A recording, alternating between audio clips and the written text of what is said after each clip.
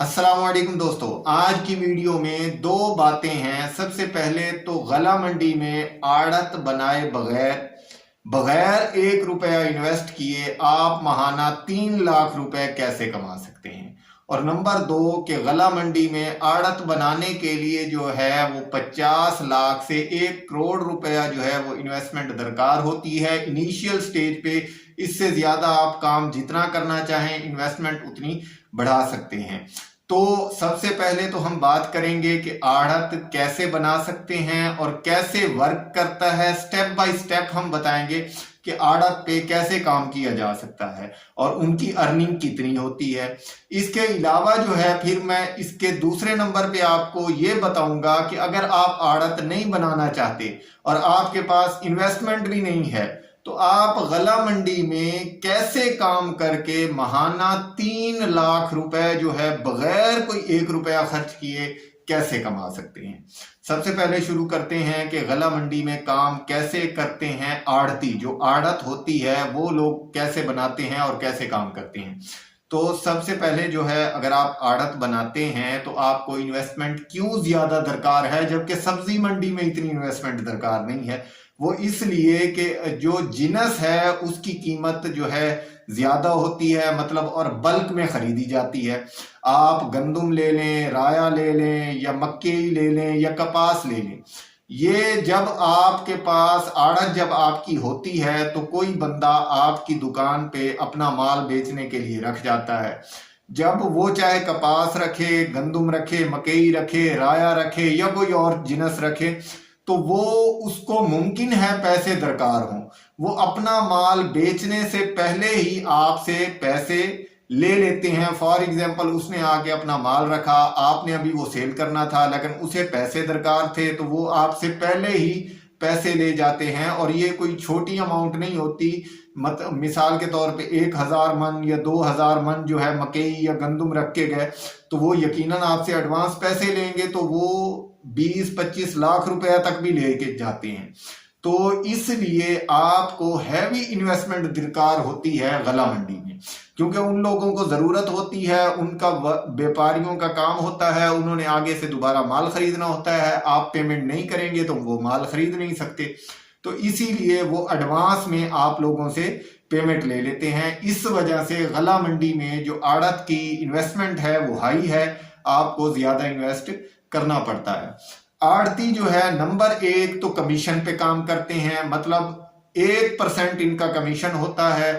100 रुपए के पीछे जो है 1 रुपया इनका कमीशन होता है। 1 करोड़ का माल बेचा तो इस तरह 1% के हिसाब से ये अपना कमीशन ले लेते हैं उस बंदे से जिसका ये माल सेल करते हैं। नंबर 2 जो है इसमें देखें आड़ती इन्वॉल्व नहीं है, उसने सिर्फ माल रखा, माल बेचा, अपना कमीशन लिया, साइड पे हो गया। नंबर 2 जो है आड़ती जो है वो खुद पक्के का काम कहते हैं इसे, कि पक्के का काम करते हैं। ये मिलों को जो है माल खुद सप्लाई करते हैं, चाहे वो गंदम हो गई फ्लोर मिल्स को देते हैं, इसी तरह चाहे वो मकई हो गई, राया हो गया या फिर कोई और जिनस हो गई या कपास वगैरह हो गई। तो जब ये उन मिलों को माल भेजते हैं तो उसके बाद इन्हें वहां से पेमेंट मिलती है। तो ये माल सस्ता खरीदते हैं, खुद खरीद लेते हैं, खुद बायर बन जाते हैं।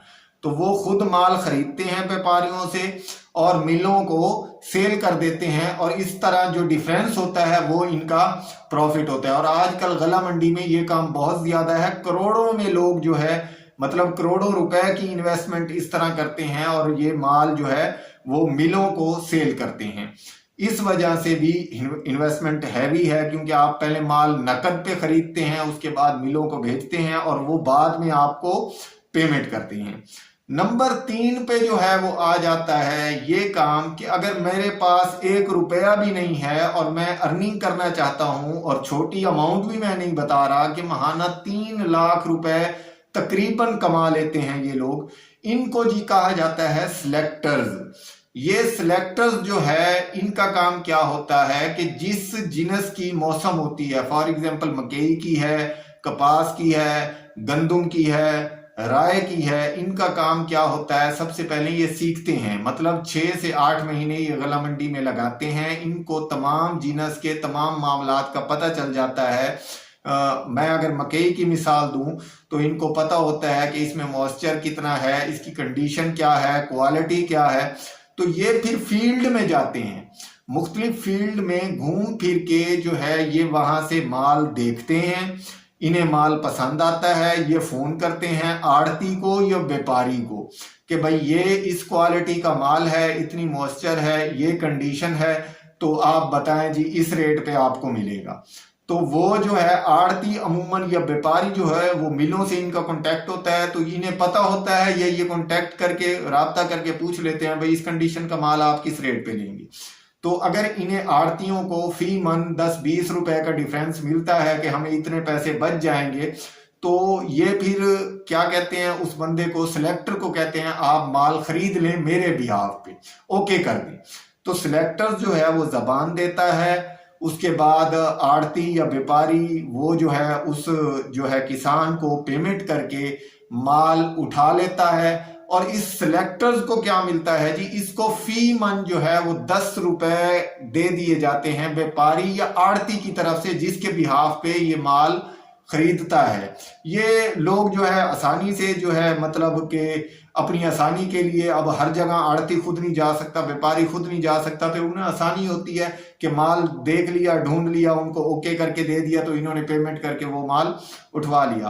तो इस तरह अगर एक आम सीजन में, मैं आम सी बात कर रहा हूं कि 1000 मन जो है मकई जो है वो सिलेक्टर सेल करता है, मतलब 1000 मन ओके करके सेल करता है, तो उसे 10,000 रुपया पर डे जो है वो अर्निंग होती है, 10 रुपए फी मन के हिसाब से, जो आड़ती या व्यापारी मौके पे इसे पे कर देता है।